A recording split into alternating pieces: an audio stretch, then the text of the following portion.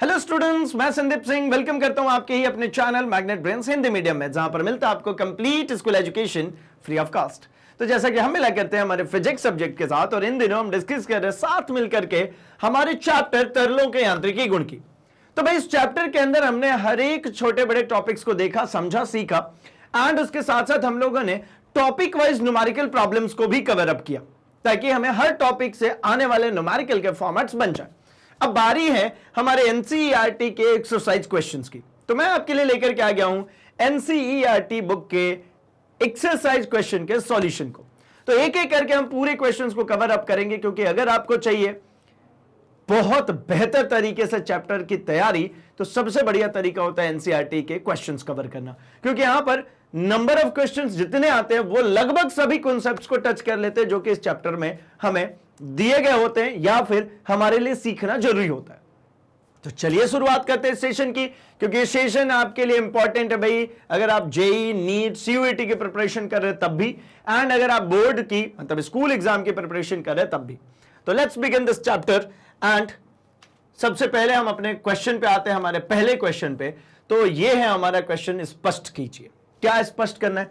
तो कई सारे छोटे छोटे सवाल इसमें दिए गए हैं, और जिनका सीधा ताल्लुकात किससे भाई? तो हमारी जो कॉन्सेप्ट्स जो पढ़े हैं, सीखे हैं इस चैप्टर के अंदर, उनसे।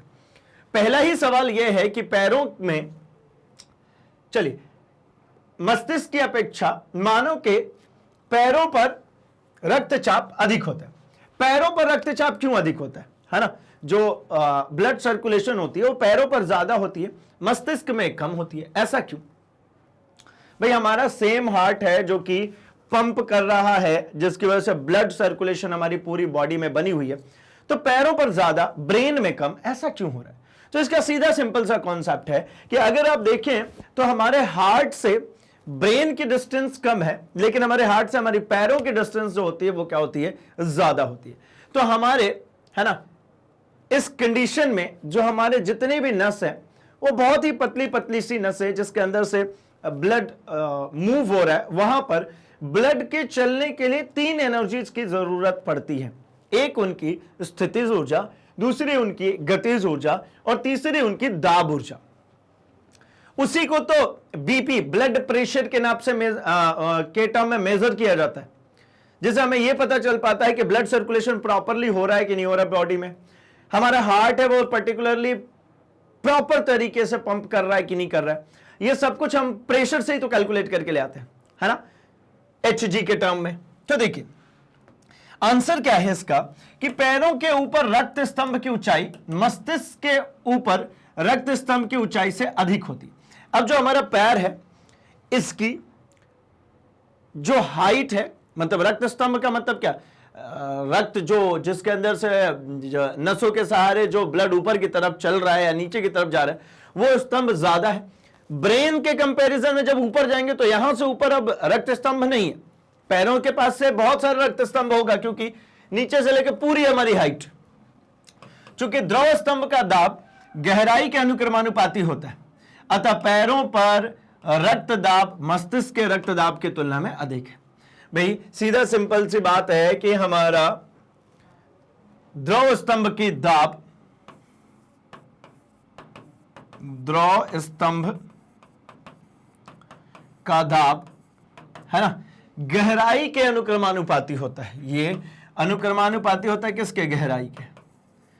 तो भैया जितना ज्यादा गहराई होगी, जितना ज्यादा डेप्थ होगी, उतना ज्यादा हमें दाब देखने को मिलेगा, और जितने ऊपर होंगे उतना कम। ठीक है ना? ये हमें किसके टर्म में मिलता है भैया? तो ये हमें मिलता है एच डी जी के टर्म में। ये एच क्या है? ये दाब की बात कर रहे हैं। एच क्या है भाई? गहराई। अब जितना ज्यादा द्रव स्तंभ लंबा होगा, ये देखिए, ये द्रव स्तंभ जितना ज्यादा लंबा होगा उसमें उतना प्रेशर ज्यादा होगा। एक इतना छोटा सा द्रव स्तंभ है, इसमें प्रेशर कम होगा और इसमें प्रेशर ज्यादा होगा।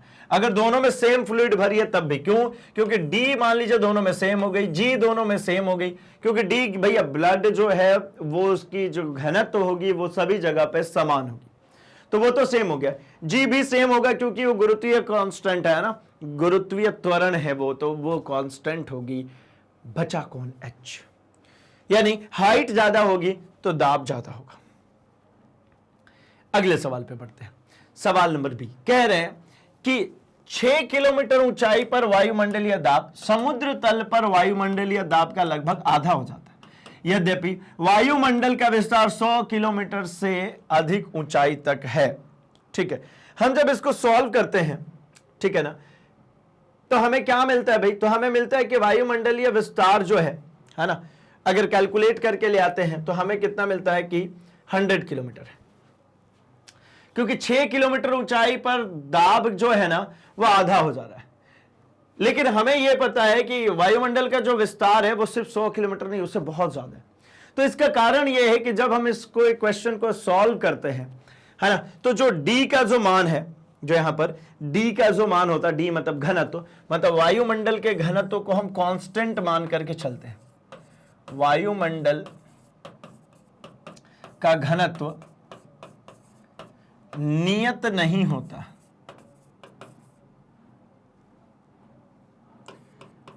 नियत नहीं होता है।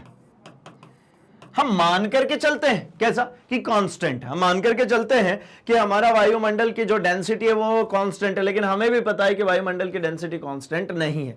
जहां पर टेम्परेचर ज्यादा होगा वहां पर डेंसिटी कम होगी, और जहां पर डेंसिटी ज्यादा होने की संभावना है वहां पर टेम्परेचर कम होने वाला है। तो क्रमिक रूप से हमारे वायुमंडल में डेंसिटी चेंज होती रहती है। इसके कारण हमारा जो वायुमंडल है सिर्फ 100 किलोमीटर नहीं है, उससे ज्यादा है। ठीक है, तो देखिए, पृथ्वी के गुरुत्वीय प्रभाव के कारण वायु के अणु पृथ्वी के समीप रहते हैं, अधिक ऊंचाई तक नहीं जा पाते। इसी कारण 6 किलोमीटर से अधिक ऊंचाई पर जाने पर वायु बहुत ही विरल हो जाता है, घनत्व बहुत ही कम हो जाता है, चूंकि तरल दाब तरल के घनत्व के अनुक्रमानुपाती होता है। अतः 6 किलोमीटर से ऊपर की वायु का कुल दाब अत्यंत कम होता है। अतः पृथ्वी तल से 6 किलोमीटर की ऊंचाई पर वायुमंडलीय दाब समुद्र तल के वायुमंडलीय दाब का आधा रह जाता है। ये जो P इक्वल्स टू अभी हम लोगों ने लिखा था HDG, अभी मैं क्या बोलता हूं, ये P जो है ये डायरेक्टली प्रोपोर्शनल दिख रहा है ना, D, ये P जो है डायरेक्टली प्रोपोर्शनल दिख रहा है ना भैया H, तो ये डेंसिटी के भी डायरेक्टली प्रोपोर्शनल हो रहा है ना, दाब के भी कैसा हो रहा है, ये डायरेक्टली प्रोपोर्शनल हो रहा है। ठीक है ना, घनत्व के कैसा हो रहा है, अनुक्रमानुपाती हो रहा है। तो इसका मतलब है कि जैसे जैसे हम हाइट ऊपर बढ़ाते चले जाते हैं, तो हमने ये पाया कि 6 किलोमीटर से ऊपर जैसे ही जाते हैं वहां पर वायु बहुत विरल हो जाता है। बहुत विरल होने का मतलब घनत्व उसका कम हो जाता है। अब घनत्व कम हुआ तो मैंने अभी आपको समझाया कि प्रेशर जो है डायरेक्टली प्रोपोर्शनल है ना हमारे डी के घनत्व के।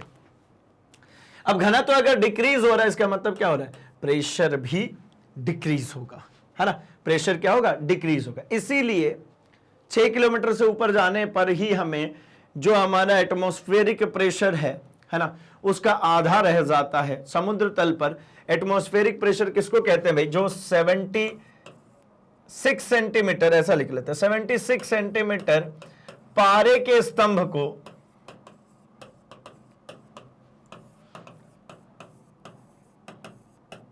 संतुलित कर दे। कितना होता है, तो हमने यहां पर निकाला 1.013 into 10 to the power 5 pascal, है ना, इतना होता है हमारा वायुमंडलीय दाब। लेकिन ये 6 किलोमीटर से ऊपर जाने पर इसका कैसा हो जाता है, जस्ट हाफ, मतलब P/2 हो जाता है। चलिए आगे बढ़ते हैं।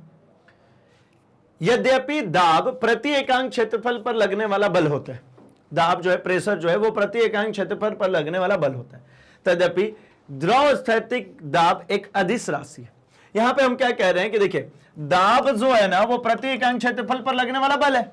अब भैया हमें एक बात समझ में आती है कि ये जो बल होता है ये भी एक सदिश राशि है,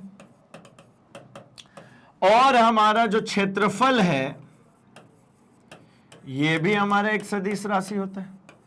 तो ये दो हमारे क्या हो गए, सदिश राशियां हो गई।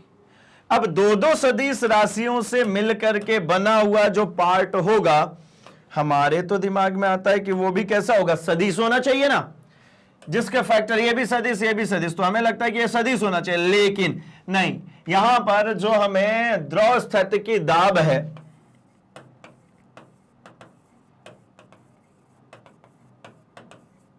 हाइड्रोस्टैटिक प्रेशर, ये हमारा होता है एक अदिश। इसका कारण,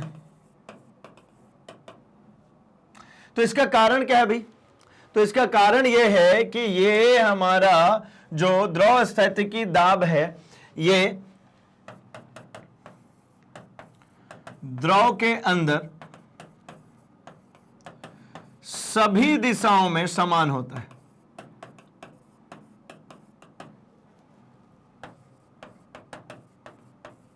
ये कैसा होता है? सभी दिशाओं में समान होता है, यानी हर डायरेक्शन में जाएंगे तो सेम होता है। तो यानी डायरेक्शन बदलने से इसका मान बदल नहीं रहा है। अब डायरेक्शन बदलने से अगर इसका मान नहीं बदल रहा है, इसका मतलब ये अदिश के जैसे बिहेव कर रहा है। तो इसीलिए कहते हैं क्या, पास्कल के नियम के अनुसार किसी बिंदु पर द्रव दाब सभी दिशाओं में समान रूप से लगता है, अर्थात दाब के साथ कोई दिशा नहीं जोड़ी जा सकती। अतः दाब एक अदिश राशि है। कैसी राशि है? अदिश राशि है। अरे भैया कुछ गड़बड़ हो गई, बिल्कुल गड़बड़ है, गड़बड़ है।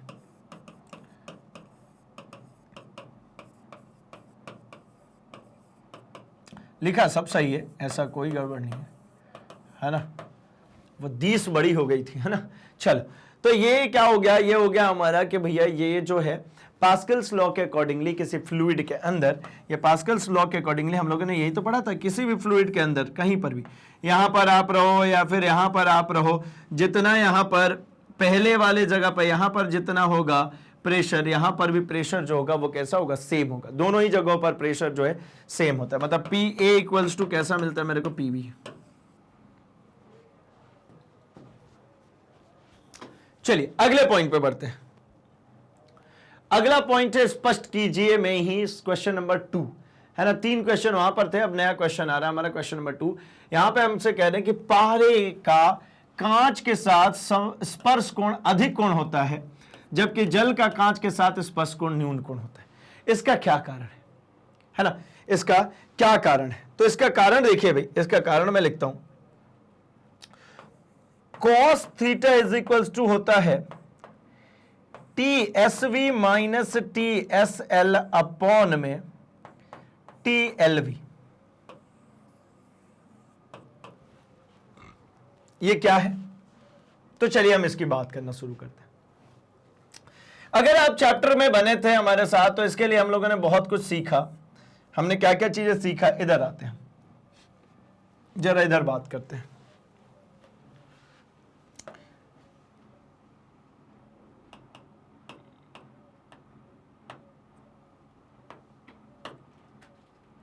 ठीक,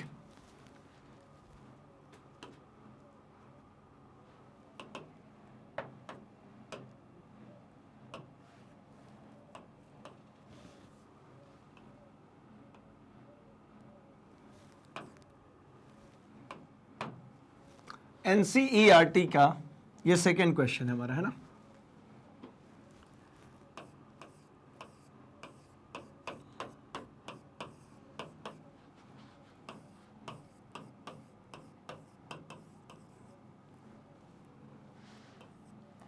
क्वेश्चन नंबर सेकंड,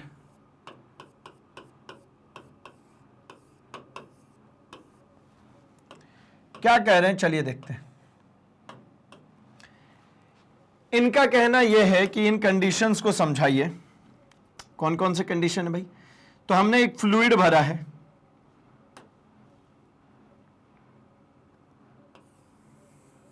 यह मान लीजिए जल है, ठीक है, और इसको हमने कंटेनर के अंदर रखा है।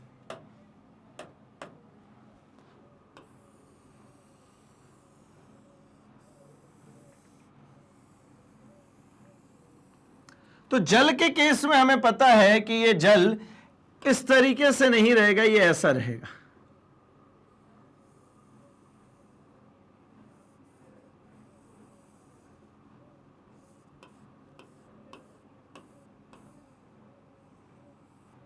चलिए थोड़ा सा आराम से देखेंगे, थोड़ा सा ध्यान से देखेंगे। तो जल हमें पता है कि ये अपने जो कॉर्नर्स होते हैं जहां पे स्पर्श करता है, मान लीजिए कांच की ग्लास है और ये कांच की ग्लास है,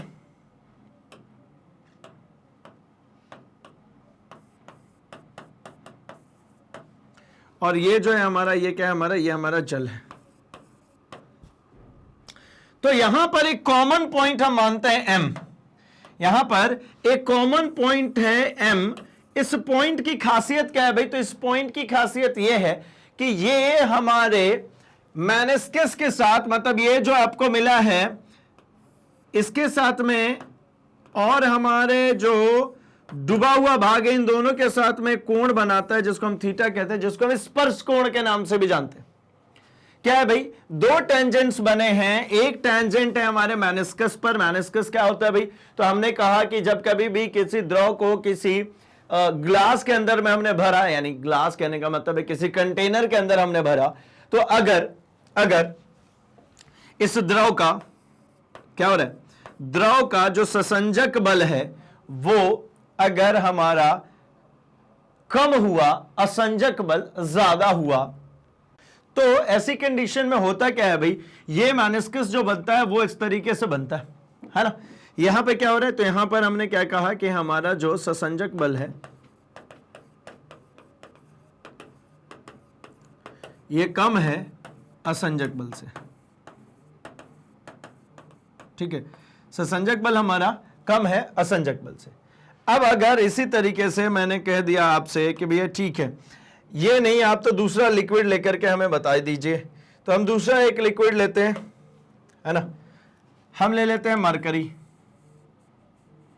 हमने ले लिया क्या? यहां पे मरकरी, और इसको अभी हमने भर दिया एक ग्लास के अंदर।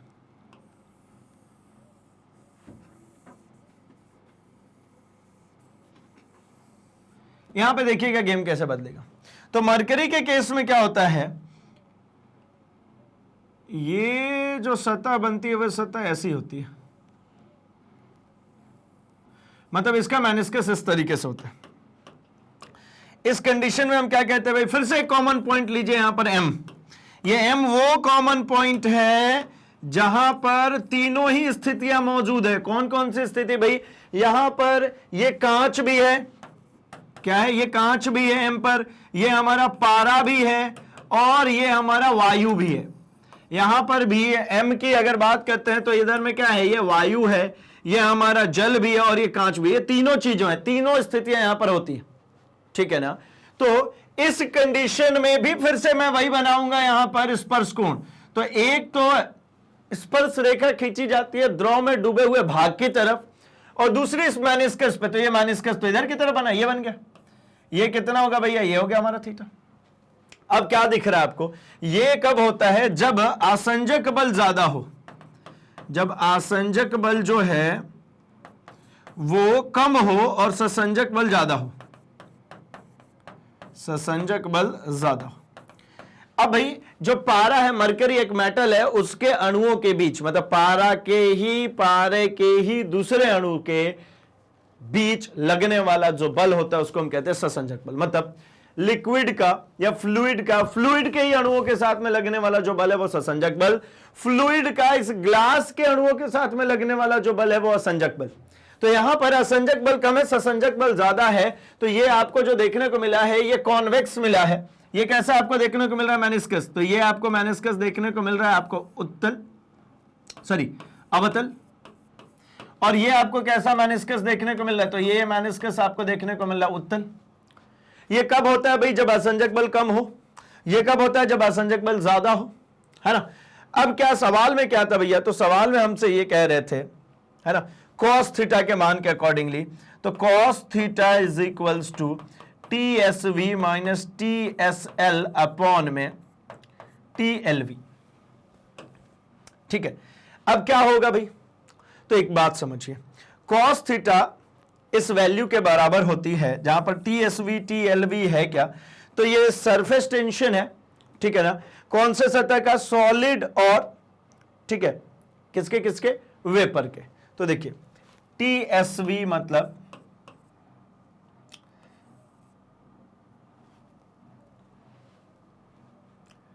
SV का मतलब है ठोस,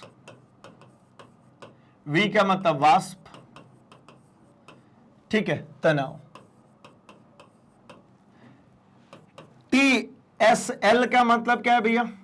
तो ठोस, सॉलिड, लिक्विड, तरल, तनाव, इनके बीच में। और यहां पर हमारा LV भी है। तो TLV का मतलब क्या हुआ भैया, तो ये हो गया तरल वाष्प तनाव। ये M ऐसी जगह पर है कि ये इसका कनेक्शन जो है वो सॉलिड से भी है, वेपर से भी है, और ये जो वायु लिख रहा हूं अल्टीमेटली इसके लेयर पे यहां पे क्या होंगे, इसके वेपर्स होंगे, वेपर से भी है, लिक्विड से भी है, और हमारे कंटेनर से भी है, मतलब सॉलिड से भी है। तो अगर यहां पर एक बात देखिए, अगर यहां पर दो कंडीशंस बनती है, SV जो है ये छोटा हो जाए किससे, SL से, SV किससे हो जाए, SL से छोटा हो जाए, यानी SV जो है ये छोटा है SL से, यानी ये ऊपर वाला नंबर कैसा आएगा, TSV माइनस TSL, इसकी वैल्यू कैसी आएगी, नेगेटिव। इसकी वैल्यू कैसी आएगी, इसकी वैल्यू आएगी नेगेटिव। तो ठीक है, कॉस थीटा की वैल्यू नेगेटिव आने का क्या मतलब है, अर्थात कॉस थीटा जो होगा वो कैसा हो जाएगा, नेगेटिव हो जाएगा। कॉस थीटा हो जाएगा कैसा, नेगेटिव। और कॉस नेगेटिव कहां बनता है, तो हमने इसकी भी चर्चा कर रखी है। ये देखिए, ये हमारे कॉस थीटा का ग्राफ होता है,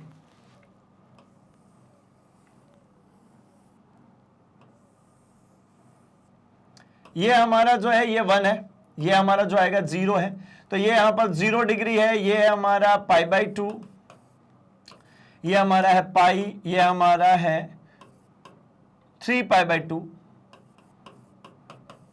और ये जो लोकेशन मिलेगी ये मिलेगी 2π। अब मुझे इससे मतलब नहीं है, मुझे सिर्फ और सिर्फ मतलब किससे, कॉस थीटा की वैल्यू नेगेटिव कहां से कहां तक है, तो ये देखिए ना, π/2 से पाई के बीच में ये वाला जो रीजन है, ये वाला जो रीजन है, ये आपको दिख रहा है कि नेगेटिव है। ये यहां से यहां तक में कॉस की वैल्यू किधर आ रही है, नेगेटिव। ये नेगेटिव में कितना है, ये माइनस, ये नेगेटिव में कितना है, ये नेगेटिव में, ये नेगेटिव में -1 है, और ये पॉजिटिव में कितना होता है, +1। कॉस थीटा की वैल्यू -1 से +1 के बीच में होती है। ये जो रेंज आपको दिख रहा है ना, π/2 से लेकर के यहां तक 80 डिग्री तक, 180 डिग्री तक, ये कॉस थीटा नेगेटिव होने का मतलब, अर्थात अतः थीटा जो है ये 90 डिग्री से बड़ा है और 180 डिग्री से छोटा है। 90 डिग्री से बड़ा है और 180 डिग्री से छोटा है। इसका मतलब क्या हुआ, थीटा जो है वो अधिक कोण है। थीटा जो है कैसा होगा, अधिक कोण। ये देखिए ना, ये मेनिस्कस कैसा बना है, अधिक कोण, ये उभरा हुआ बनेगा। और वहीं पे अगर इसी कंडीशन के हिसाब से देखिए ना, अगर मैंने लिख दिया कि SL जो है या SV जो है वो ग्रेटर देन है SL के, ठीक है ना, ये किसकी बात कर रहे हैं, तो ये TSV TSL की बात है ना, TSV TSL की, भाई TSV TSL के।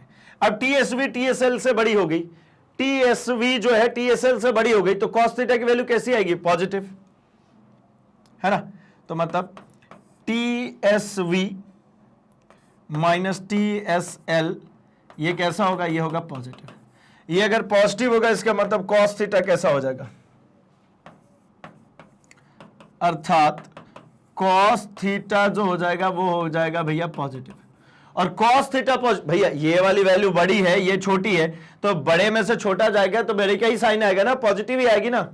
अब इसका मतलब क्या हो गया भाई, तो इसका मतलब सीधे सीधे ये हो गया, अगर ये पॉजिटिव आ गया तो इसका मतलब है कि cos थीटा कहां लाई करेगा, पॉजिटिव कहां से कहां तक है, तो ये देखिए ये वाला रेंज देखिए, यहां से यहां तक cos की वैल्यू कैसी है, पॉजिटिव। और ये रेंज क्या है, 0 से π/2, मतलब theta greater than 0 less than π/2, मतलब 90 डिग्री। इसका मतलब क्या हो, 90 डिग्री से अगर छोटा है, ये π/2 मतलब कितना, 90 डिग्री। 90 डिग्री से अगर छोटा है, इसका मतलब क्या होता है, इसका मतलब होता है न्यून कोण।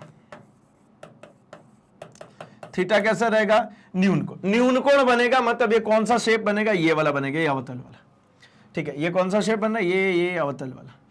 और ये अगर इसमें अधिक कोण रहेगा तो कौन सा बनेगा, उत्तल वाला। क्लियर होगी बात। तो पारे में क्यों ये शेप बनता है और इसमें ये क्यों बनता है, ये आंसर हमें मिल चुका है टेक्निकली। चलिए थ्योरेटिकली हम एक बार देख लेते हैं। तो क्या कह रहे हैं, पारे के अणुओं के बीच ससंजक बल पारे व कांच के अणुओं के बीच के असंजक बल से अधिक होता है। इस कारण कांच व पारे का स्पर्श कोण अधिक कोण होता है। ये देखिए, कांच और पारे के बीच का जो स्पर्श कोण है कैसा है, अधिक कोण है। थीटा का मान कैसा है, अधिक कोण है। क्यों? क्योंकि असंजक बल का मान जो कम होता है, ससंजक बल का मान ज्यादा है। ससंजक बल के मान ज्यादा होने के कारण ये शेप मेरे को देखने को मिलता है। इसके विपरीत जल के अणुओं के बीच ससंजक बल कांच व जल के अणुओं के बीच असंजक बल से कम होता है।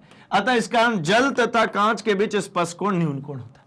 ये देखिए यहां पे क्या हुआ, यहां पे ससंजक बल कम हो गया, असंजक बल ज्यादा हो गया, इसलिए यहां पर जो थीटा है ये कैसा है, ये न्यून कोण है। और यहां पर जो थीटा आया है ये कैसा है, ये अधिक कोण है। आई होप कोई समस्या नहीं है। ठीक है, चलिए तो हमने इसको सॉल्व कर लिया। आगे बढ़ते हैं अगले सवाल की तरफ। अगला सवाल देखिए, कांच के स्वच्छ समतल पृष्ठ पर जल फैलने का प्रयास करता है, जबकि पारा उसी पृष्ठ पर बूंदे बनाने का प्रयास करता है। दूसरे शब्दों में जल कांच को गीला कर देता है, जबकि पारा नहीं करता है। तो इसका कारण यही है, देखिए कांच और जल के बीच में कैसा रिलेशन है भाई, ससंजक बल का मान कम होता है और असंजक बल का मान ज्यादा होता है। ससंजक बल का मान कम है, असंजक बल का मान ज्यादा है। और पारे और कांच के बीच में असंजक बल का मान कम है और ससंजक बल का मान ज्यादा है। इनसे हुआ क्या, देखिए एनसीईआरटी सॉल्यूशन क्वेश्चन नंबर 3, ये चल रहा ना भाई, एनसीईआरटी सॉल्यूशंस क्वेश्चन नंबर 3 के आंसर हम लोग कर रहे हैं। क्या बोला हमने, हमने सिंपली आपसे ये कहा है, अगर असंजक बल की बात करें तो यहां पे जो फोर्स होता है वो इन बिटवीन किसके किसके, कांच, ग्लास कह लेते हैं, और वाटर। जबकि ससंजक बल की अगर आप बात करते हैं ना,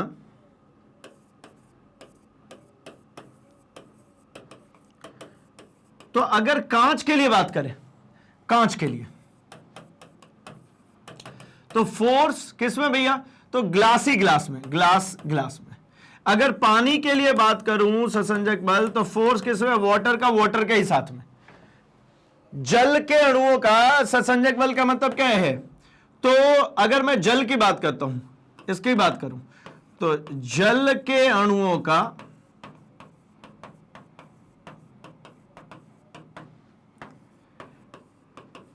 जल के ही अन्य अणुओं के साथ लगने वाला बल, ठीक है। और अगर जैसे कांच की बात करेंगे तो कांच के अणुओं का, इसका फर्क क्या पड़ता है ये सिखाना चाहता हूं मैं।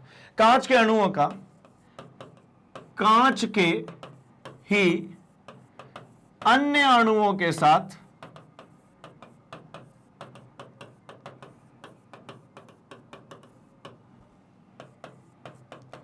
लगने वाला बल, मैं इसको कैसे समझता हूं, सेम का सेम के साथ, लिक्विड का लिक्विड के अणु के साथ, ग्लास का ग्लास के अणु के साथ। और यह असंजक बल का मतलब क्या है भाई, तो दो अलग अलग पदार्थ के अणुओं के बीच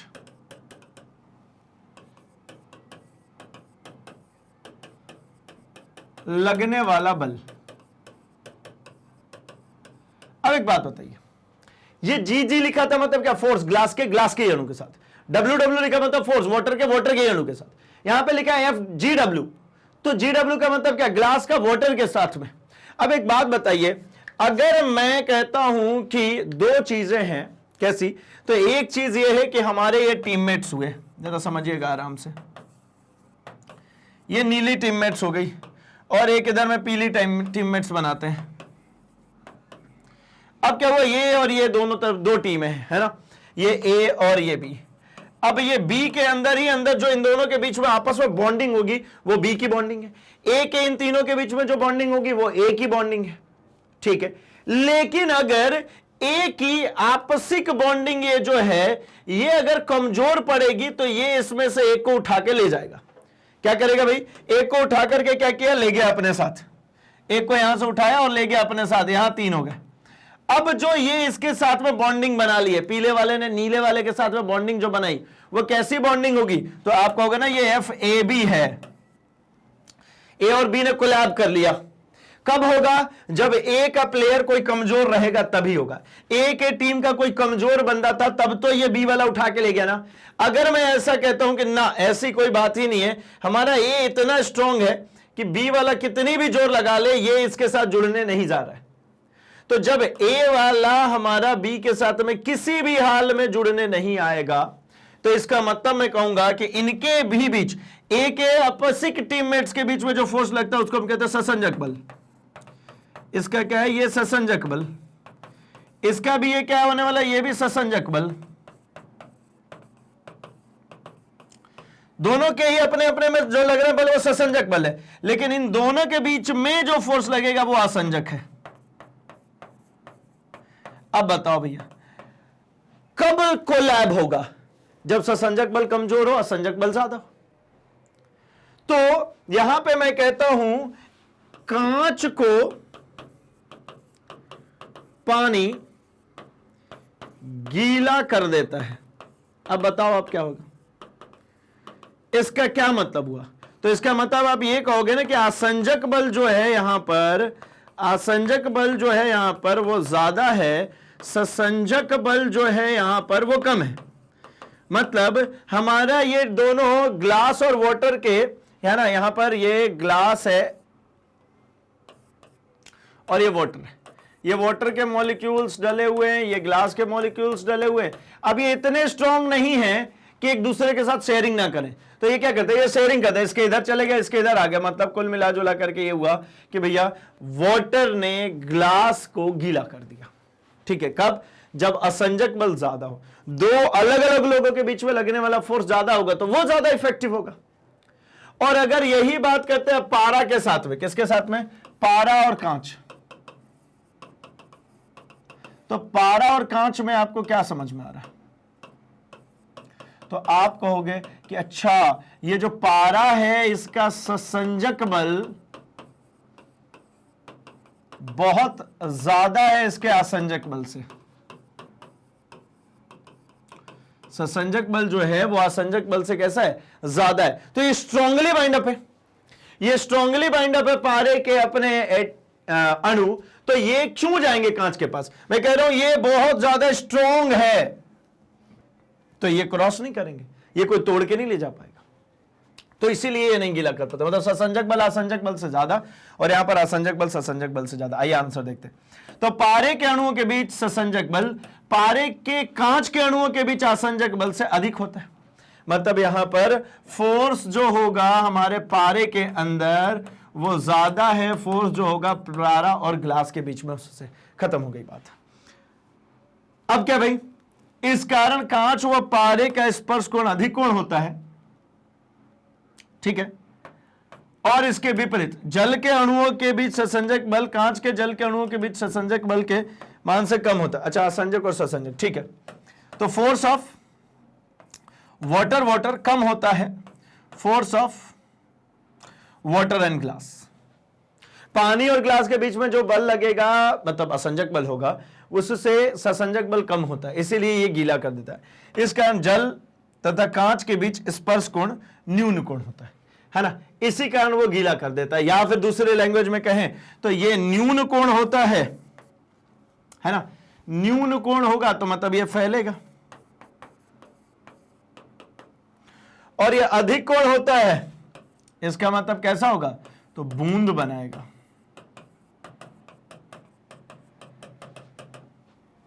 अधिक कोण होगा तो बूंद बनाएगा, न्यून कोण होगा तो वो क्या करेगा, फैल जाएगा, डिस्पर्स होगा। चलिए मिल गया आंसर, आगे बढ़ लिया जाए। तीसरा है इसी में सेकंड का ही, किसी द्रव का पृष्ठ तनाव पृष्ठ के क्षेत्रफल पर निर्भर नहीं करता। भैया देखिए एक पॉइंट समझिए, सबके पीछे कुछ ना कुछ कंसेप्ट चल रहा है ना, तो परेशान बिल्कुल मत होइएगा। शुरुआत के जितने भी क्वेश्चन है सब थ्योरेटिकल है हमारे पास में, और इन सभी के पीछे कुछ ना कुछ कंसेप्ट चल रहा है। ये जो रिलेशंस चल रहा है ना, ये रिलेशन सीधे एग्जाम में पूछे जाते हैं, इसलिए मैं अलग अलग एग्जांपल्स के जरिए आपके सामने सब कुछ पेश कर रहा हूं। ये इसके साथ साथ में यहां पे जो हम लोगों ने ये पूरा रीजन पढ़ा है ना, ये हमसे एग्जामिनेशन में पूछी जाती है। तर्क वाले जितने भी कोशिश करें क्वेश्चंस कवर अप करने के, क्योंकि देखिए अगर आप बोर्ड की बात करेंगे तो आपके जो है ना कॉम्पिटेंसी बेस्ड क्वेश्चंस 40% हो चुके हैं। मतलब आपकी सोच पर आधारित, आपकी समझ पर आधारित क्वेश्चंस 40% आती है, 60% क्वेश्चंस आते हैं आपके जो to the point, to the topic हो। तो 40% कोई छोटी वैल्यू नहीं भाई, 40% आपकी समझ विकसित करने के ऊपर फोकस्ड है हमारी पूरी एजुकेशन सिस्टम की। तो भैया 40% के अंतर्गत ये सब क्वेश्चंस आते हैं जहां पर आपको दिमाग लगाना पड़ा, जहां पर आपको सोचना पड़ा, जहां पर आपको लॉजिक ढूंढ करके लानी पड़ रही है। तो क्वेश्चन है, किसी द्रव का पृष्ठ तनाव पृष्ठ के क्षेत्रफल पर निर्भर नहीं करता। पृष्ठ तनाव जो है वो पृष्ठ के क्षेत्रफल पर निर्भर नहीं करता। तो क्या होगा भाई? तो मैं कहता हूं कि रबड़ की झिल्ली को खींचने पर उसमें तनाव बढ़ जाता है, परंतु किसी द्रव के मुक्त पृष्ठ का क्षेत्रफल बढ़ा देने पर उसके तनाव में कोई परिवर्तन नहीं आता है। अतः द्रव का पृष्ठ तनाव उसके मुक्त क्षेत्रफल पर निर्भर नहीं करता। द्रव का जो पृष्ठ तनाव है उसके मुक्त क्षेत्रफल पर निर्भर नहीं करता है, क्योंकि आप कितना भी बढ़ा देंगे उसका पृष्ठ तनाव चेंज नहीं होता। जबकि जैसे रबड़ की झिल्ली है, प्लास्टिक की बात करिए, उसको आप खींचते हो तो उसका जो है ना सरफेस टेंशन जो है वो बढ़ जाता है। तभी तो प्लास्टिक के है ना पन्नी को किसी ग्लास या किसी बोल के ऊपर ऐसा खींच के टाइटली रबर से बांध दो, फिर आप किसी स्टिक से उसको बजाओ, बहुत अच्छा वाइब्रेशंस के जरिए उसमें से म्यूजिक आती है। तो वो क्यों होता है? क्योंकि वहां पर पृष्ठ तनाव उसका बढ़ गया है ना, टन टन की आवाज आने लगती है। लेकिन यहां पर हमारे द्रव में ऐसा नहीं होता है ना, सरफेस बड़ा होगा तो सरफेस टेंशन को कोई लेना देना नहीं है। ठीक है, टेम्परेचर से फर्क पड़ता है इसको, डेंसिटी से फर्क पड़ता है इसको। ठीक, चलिए बढ़ते हम अपने अगले क्वेश्चन में, है ना, हमारे डी क्वेश्चन में। यहां पे कहने जल में घुले अपमार्जकों के स्पर्श कोण का मान कम होना चाहिए। तो भाई देखिए एक्चुअली क्या होता है, जो अपमार्जक हम घोलते हैं किसी द्रव के अंदर में, तो उन अपमार्जकों का काम ही ये होता है कि वो क्या कर दे, स्पर्श कोणों का मान जो है वो कम कर दे, मतलब पृष्ठ तनाव का मान कम कर दे, सरफेस टेंशन कम कर दे। अगर सरफेस टेंशन कम हो जाएगा तो वो क्या होगा, हमारे कपड़े के अंदर जो बारीक बारीक से धागे हैं, जो पोर्स हैं, उसके अंदर वो इजीली घुस पाते हैं। अब वो उसके अंदर पृष्ठ तनाव कम हो गया तो वो केसिकत तो जैसा बिहेव करने लगते हैं, उसके अंदर वो इजीली घुस जाएगा। घुसने के बाद वो मिशेल फॉर्म करता है और जो डस्ट पार्टिकल होता है उनको वहां से निकाल देता है, क्योंकि पृष्ठ तनाव कम है ना भाई, तो वो इजीली क्या कर देता है, निकाल देगा वहां से। जैसे साबुन से आप हैंड वॉश करते हैं, जैसे मान लीजिए ऑयली हैंड हो रखा है, साबुन से धुलते हैं वो बाहर हो जाता है। क्यों? क्योंकि ऑयल से कम होता है पृष्ठ तनाव किसका भाई, हमारे साबुन अपमार्जक का। तो ऑयल के नीचे वो घुस जाता है। अब ये समझो, हमारे हाथ पे तेल चिपका हुआ है, अब साबुन लगा है, तो साबुन क्या होगा, तेल के नीचे घुस जाएगा। तो हमारे स्किन के ऊपर अब कौन आ गया, साबुन आ गया, उसके ऊपर चला गया तेल। अब साबुन को धुलते हैं तो वो तो पानी से इजीली वॉश हो जाता ना, तो साबुन धुल गया, अब साबुन के ऊपर कौन था, तेल था, तो तेल को लेकर के साबुन बह गया, हाथ साफ हो गया। ऐसे ही क्लोथिंग्स में भी होती है, वहां कपड़ों में जो मैल होती है उसके अंदर में ये इसका सरफेस टेंशन कम होने के कारण घुस जाता है, और इसके बाद जब हम धुलते हैं तो उसके साथ बाहर आ जाता है। तो देखिए अपमार्जक घुले होने पर जल का पृष्ठ तनाव कम हो जाता है, अतः स्पर्श कोण भी कम हो जाता है। क्या होगा, स्पर्श कोण भी यहां पर कम हो जाता है। क्लियर हो गई बात? चलिए और एक सवाल है भी इसमें, क्या कह रहे हैं, यदि किसी बाह्य बल का प्रभाव ना हो तो द्रव बूंद की आकृति सदैव गोलाकार होती है। कारण क्या है भाई, क्योंकि हमेशा ही कोई लिक्विड चाहता है कि उसका जो फ्री सरफेस हो वो मिनिमम हो, खुला सतह कम से कम हो। तो कम से कम होने के लिए वो अपने आप को वक्राकार बनाता है, गोलीय बनाता है, केंद्र की तरफ भागने की कोशिश करता है। तो उसका सबसे जो बाहरी सरफेस होता है वो क्या बनाएगा भाई, गोला बना लेगा। देखिए बाह्य बल की अनुपस्थिति में बूंद की आकृति केवल पृष्ठ तनाव द्वारा निर्धारित होती है ना, किसके द्वारा, जो सरफेस टेंशन है, पृष्ठ तनाव है, उसी के द्वारा सिर्फ और सिर्फ निर्धारित होती है। अब पृष्ठ तनाव के कारण बूंद न्यूनतम मुक्त क्षेत्रफल वाली आकृति ग्रहण करना चाहती है। मैंने क्या बोला, वो चाहती है कि मिनिमम सरफेस एरिया हो उसका। तो कम से कम सरफेस एरिया करने के लिए क्या होगा, तो चूंकि एक दिए गए आयतन के लिए गोले का मुक्त पृष्ठ न्यूनतम होता है, गोला जो बनेगा उसका ही सबसे कम मुक्त पृष्ठ होता है। इसके अलावा और किसी भी आकृति का बनेगा तो उसका पृष्ठ क्षेत्रफल ज्यादा होगा।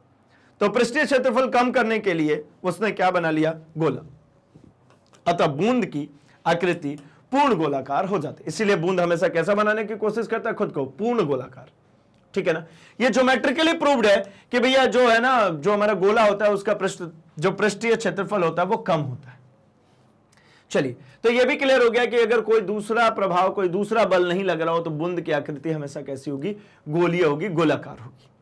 ठीक है, अब बढ़ते हैं हमारे तीसरे क्वेश्चन के ऊपर, है ना। और यहां पर क्वेश्चन में क्या कह रहे हैं भाई कि प्रत्येक प्रकथन के साथ संलग्न सूची में उपयुक्त शब्द छांटकर उस प्रकथन की रिक्त स्थान की पूर्ति कीजिए। यहां पर कुछ क्वेश्चंस हैं एंड इसमें हमें क्या करना है भैया, इसमें हमें इसके आंसर्स लिखने हैं। तो सबसे पहले तो यह है कि व्यापक रूप में द्रवों का पृष्ठ तनाव ताप बढ़ने पर, पृष्ठ देखिए, व्यापक रूप में द्रवों के पृष्ठ तनाव ताप बढ़ने पर, ताप बढ़ाएंगे तो पृष्ठीय तनाव उसका घटता जाता है।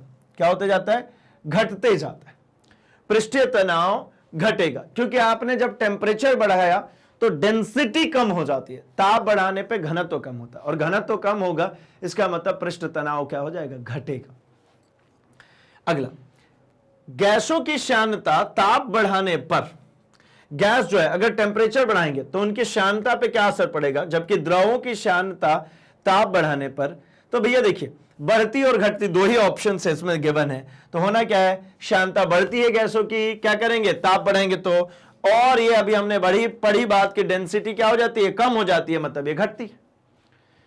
फ्लूइड के, द्रव के अंदर जब टेम्परेचर बढ़ाया जाता है तो इसकी श्यानता क्या होती है, कम होने लगती है, क्योंकि इसकी डेंसिटी जो है ना, घनत्व तो कम होने लगता है। इसलिए दृढ़ता प्रत्यास्थ गुणांक वाले ठोसों के लिए अपरूपण प्रतिबल, अब देखिए थोड़ा सा पिछले वाले चैप्टर को भी कंसीडर करके इसमें क्वेश्चंस आ रहे हैं, है ना।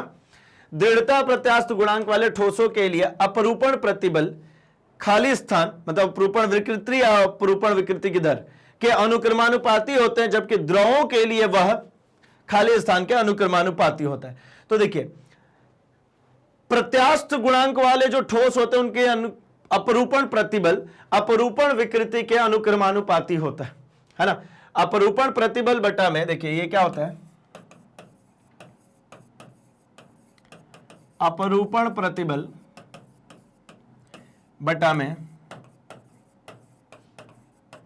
अपरूपण विकृति इज इक्वल्स टू ईटा, ये लिखते थे। और ये कि ईटा कैसा होता था, ये कांस्टेंट है, ये नियतांक है। तो अगर ये नियतांक है तो इसका मतलब क्या मिल गया यहां से, आप देखिए ध्यान से, तो ये अपरूपण प्रतिबल समानुपाती है किसके, अपरूपण विकृति के।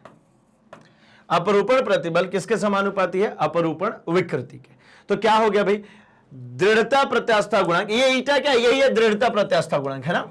इसी को हम कहते हैं दृढ़ता प्रत्यास्थता गुणांक। क्या कहते हैं भैया इसको, इसको कहते हैं दृढ़ता प्रत्यास्थता गुणांक।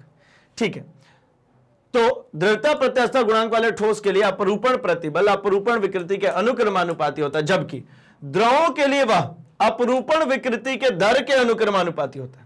किसके, अपरूपण विकृति की जो दर है इसके अनुक्रमानुपाती होता है। ठीक है, चलिए आगे बढ़ते। डी में तो कह रहे किसी तरल के अपरिवर्ती प्रवाह में आए किसी संकीर्णन पर प्रवाह की चाल में वृद्धि का अनुसरण होता है संगति का संचरण या बर्नौली के सिद्धांत। तो भाई ये क्या पॉइंट है, ये देखिए ऐसा चल रहा है, ये यहां से क्या हो गया, ये कम हो गया। तो अभी जब यहां से द्रव चल रहा है, ये क्या भाई टर्बुलेंट फ्लो में नहीं, सब स्ट्रीमलाइन फ्लो की बात हो रही है, ठीक है ना, धारा रेखीय प्रवाह के समय की बात हो रही है। तो यहां से जब जाता है तो ये पतली जगह से जब जाएगा तब, है ना, संकीर्णन पे इसके चाल में वृद्धि हो जाती है। पता है ये किसके सिद्धांत पे है, तो ये है सिद्धांत हमारा संगति का संरक्षण, ठीक है ना, संगति का संरक्षण के अनुसार ये होता है। और बर्नौलीज थ्योरम से क्या मिलती है, तो बर्नौली का सिद्धांत कि ऊर्जा नियत होती है, इनके हिसाब से तो सिर्फ और सिर्फ इसकी बात थी क्या कि ऊर्जा नियत होती। कौन सी ऊर्जा? तो बहते हुए द्रव की, किसी नली में बहते हुए द्रव की उसकी स्थितिज ऊर्जा, उसकी गतिज ऊर्जा और उसके दाब ऊर्जा का योग सदैव ही नियत होता है। तो पॉइंट क्लियर हो गया कि बर्नौलिस थ्योरम होता तो भैया ये ऊर्जा संरक्षण की बात होती। ठीक है ना, आगे बढ़ते हैं। ई में कह रहे किसी वायु सुरंग में किसी वायुयान के मॉडल में प्रक्षोभ की चाल वास्तविक वायुयान के प्रक्षोभ के लिए क्रांतिक चाल की तुलना में यह सदैव अधिक होती है। एक्चुअली जो रॉकेट प्रोपल्शन की बात होती है, जिस जेट से हमें बहुत तेजी से धुएं को नीचे छोड़ना होता है जिससे क्या हो भाई कि उसकी रॉकेट तेजी से ऊपर उठने लगे, तो देखिए ना, वायु सुरंग में किसी वायुयान के मॉडल में प्रक्षोभ की चाल वास्तविक वायुयान के प्रक्षोभ के लिए क्रांतिक चाल की तुलना में क्या होती है? अधिक होती है। ये क्या है? एक मॉडल के प्रक्षेपण जब करते हैं, एक मॉडल लॉन्च करके देखते हैं, तो एक्चुअल से वहां पर क्रांतिक चाल की तुलना में बहुत अधिक होती है। क्लियर होगी बात? चलिए आगे बढ़ते हैं हम हमारे क्वेश्चन नंबर 4 में। यहां पर हमें क्या करना भाई, यहां पर हमें कारण स्पष्ट करने हैं। तो पहला कारण इसका स्पष्ट करना है कि किसी कागज की पट्टी को क्षैतिज रखने के लिए आपको उस कागज पर ऊपर की ओर हवा फूकनी चाहिए, नीचे की ओर नहीं। ये तो बड़ा मामला गड़बड़ है भैया। क्या कह रहे हैं? एक कागज का फर्रा ऐसा हमसे कह रहे हैं कि है ना, ये इसको अगर ऐसे ऐसे ऐसे ऐसे ऐसे रखना है तो इस पे ऊपर फूंक मारो, नीचे नहीं। ठीक है, किधर भाई? ऊपर की तरफ फूंक मारनी है, नीचे की तरफ नहीं। ऐसा ऐसा ये कागज रखा, अब किधर फूंक मारनी है? ऊपर की तरफ। अगर इसको ऐसे क्षैतिज रखना है तो इसको ऊपर की तरफ फूंक मारेंगे तब जाकर के रुकेगा। आ ही नहीं रहा हमारा। चलो यहां करके देख लेते ये कैसा हो रहा है। ये देखिए, मैंने किधर फूंक मारा? ऊपर। ये नीचे से अपने आप उठ रहा है। क्यों उठ रहा है? रीजन देखना। यहां पे जब हमने फूंक मारी ऊपर की तरफ तो ये वाला हिस्सा अपने आप ऊपर की तरफ उठता हुआ आपको दिखा। उसका कारण क्या है? तो उसका कारण यह है कि जब ये पेपर के ऊपर की वेलोसिटी वायु की ज्यादा होगी, वायु वेग ऊपर की ज्यादा होगी, है ना, तो यहां पर दाब कम हो जाएगा। दाब कैसा हो जाएगा? कम। और नीचे साइड में जो वायुमंडलीय दाब है उतना वायुमंडलीय दाब के बराबर दाब तो बना ही है, तो ऊपर दाब कम हो गया, नीचे दाब इसके कंपैरिजन में कैसा लगेगा? फिर ज्यादा हो गया। तो भाई ऊपर दाब कम, नीचे दाब ज्यादा, तो इन दोनों में आपको क्या देखने को मिला? तो आप कहोगे यहां तो दाबांतर हो गया ना, प्रेशर में डिफरेंस हो गया, जिसके कारण ये क्या होता है? तो इधर साइड में बल लगता है और ये पेपर ऊपर की तरफ उठा हुआ होता है। पेपर की तरफ ऊपर की तरफ फूंक मारी तो ये नीचे वाला हिस्सा ऊपर उठा, क्योंकि ऊपर की वेलोसिटी ज्यादा होगी, वेलोसिटी ज्यादा होगी तो प्रेशर कम होगा। नीचे एटमॉस्फेरिक प्रेशर के बराबर का प्रेशर है ही, तो ये ऊपर का प्रेशर कम होने के कारण दाबांतर हो गया और इसी दाबांतर को फुलफिल करने के कारण यहां पर बल लगता है। खत्म, कागज सीधा रहेगा। तो कागज के ऊपर फूंक मारने पर ऊपर का वायु वेग अधिक हो जाएगा। क्षैतिज प्रवाह के लिए बर्नौली प्रमेय होता है P plus half rho V square. P मतलब दाब है, दाब ऊर्जा, plus half rho V square का मतलब क्या भैया? तो ये है हमारा, ये देखिए, ये P है हमारा दाब ऊर्जा और हाफ रो वी स्क्वायर जो दिख रहा है ये हमारी है गतिज ऊर्जा।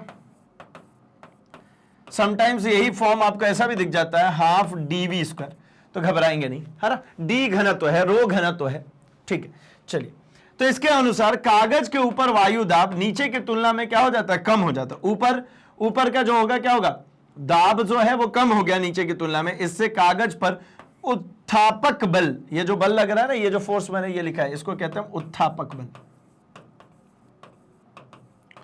क्या हो गया? तो उत्थापक बल लगेगा जो कि कागज को नीचे नहीं गिरने देगा, कागज को ऊपर की तरफ उठा लेता है। क्लियर हो गया? एक्सपेरिमेंटली भी दिखा दिया। चलिए अगले सवाल पे बढ़ते हैं, क्वेश्चन नंबर 4 का बी में कह रहे हैं कि जब हम किसी जल टोटी को अपनी उंगलियों से बंद करते हैं, बंद करने का प्रयास करते हैं, तो उंगलियों के बीच खाली जगह से तीव्र धाराएं फूट निकलती हैं। मतलब क्या? गार्डन पाइप में आपने क्या किया होगा? नल खुला छोड़ दिया, पाइप से ऐसा पानी धीरे धीरे गिर रहा है। कैसा? ये रहा भैया हमारा पाइप, चलो नल टोटी ने हम तो पाइप लेते हैं, ऐसा पाइप से ऐसा ऐसा पानी गिर रहा है। अब क्या करना भैया? हमें ये पानी थोड़ी दूर तक पहुंचानी है, तो तुरंत ही क्या करते हो? यहां पे ले आए हमने अंगूठा और ये अंगूठे से हमने इतने दूरी को क्या कर दिया? बंद। या अंगूठे से हमने इतने दूरी को क्या कर दिया? बंद कर दिया। अब अंगूठे से जैसे इतनी दूरी को आपने बंद किया, आपने क्षेत्रफल क्या कर दिया, कम। तो कॉन्टिन्यूटी, प्रिंसिपल ऑफ कॉन्टिन्यूटी क्या कहती है भैया कि a1v1 इज इक्वल्स टू होगा a2v2। ठीक है, मतलब यहां पे एक अगर एरिया मान लीजिए, इसको आप कह दीजिए a1, तो यहां पे जो वेलोसिटी होगा v1 इसी के बराबर यहां भी होगा। अब यहां एरिया कितना बचा, सिर्फ और सिर्फ ये नीचे वाला। अब पानी कितने में से चल के जा रहा है, सिर्फ और सिर्फ ये जो नीचे वाला हिस्सा इतना सा जो बचा है, इसी में से पानी चल करके जाएगा ना, सिर्फ और सिर्फ इतने से हिस्से में से, है ना। तो अब यहां पर एरिया जो है ये हो गया हमारा a2, तो यहां पर वेलोसिटी चेंज होनी पड़ेगी। तो भैया a2 क्या हो गया, कम हो गया, तो वेलोसिटी को बढ़ानी पड़ेगी, तभी तो ये a1 v1 के बराबर रहेगा। भैया ऐसा कह रहा हूं मैं कि ये 5 था तो ये 2 था, इसके एरिया को 2 कर दिया तो वेलोसिटी को 5 होना पड़ेगा, तभी तो 10 होगा ना। यहां पर एरिया कितना था 5, तो वेलोसिटी कितनी 2, यहां पर एरिया आपने 2 कर दी, क्यों, अंगूठे से आधा पाइप ऐसा बंद कर दिया, तो वेलोसिटी को 5 होना पड़ेगा। मतलब अब आपको कैसा दिखेगा, ये पानी ऐसा दिखने लगा, देखिए ये ऐसा सीधे, ये कैसा हो गया, ऐसा सीधा जाता हुआ दिखेगा, तो इसकी वेलोसिटी बढ़ गई। ये सबको पता होगा कि नल की टोटी को आधा बंद करते हैं तो वहां पे है ना पानी तेजी से निकलने लगता है। तो क्या कारण है, तो कह रहे टोटी को उंगलियों द्वारा बंद करने पर उंगलियों के बीच की खाली जगह से निकलने लगता है, ये जो ब्लू ब्लू से निकल रहा था ये खाली जगह से निकलने लगता है। धारा का अनुप्रस्थ क्षेत्रफल टोटी के अनुप्रस्थ क्षेत्रफल से कम हो जाता है। अतः अविरतता के सिद्धांत के अनुसार a1 v1 इक्वल्स टू होता है a2 v2 से जल का वेग जो होगा वो ज्यादा हो जाता है। जल का जो वेलोसिटी है ये क्या हो जाती है, ज्यादा हो जाती है, तेजी से यहां से जल बाहर निकलने लगता है। क्लियर हो गया, चलिए आगे बढ़ लिया जाए। फिर सी, इंजेक्शन लगाते समय डॉक्टर के अंगूठे द्वारा आरोपित दाब की अपेक्षा सुई का आकार दवाई बही प्रवाही धारा को अधिक अच्छा नियंत्रित करता है। यह कहना चाह रहे हैं कि देखिए ऐसी सिरिंज होती है ना,